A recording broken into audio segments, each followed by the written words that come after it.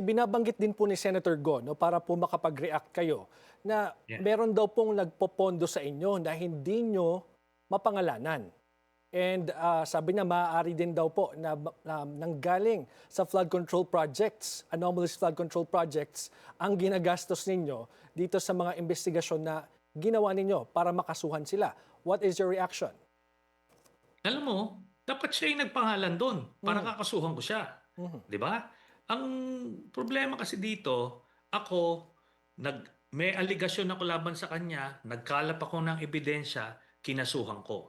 Ngayon, kung meron siyang sinasabing may ginawa akong krimen, magkalap ka ng ebidensya, tapos i-filean mo rin ang kaso. Siya yung senador, ako private citizen. mhm. At makikita natin yan na lahat ng mga inakusahan ko, finailan ko ng kaso, whether dito man sa Pilipinas o even sa ICC.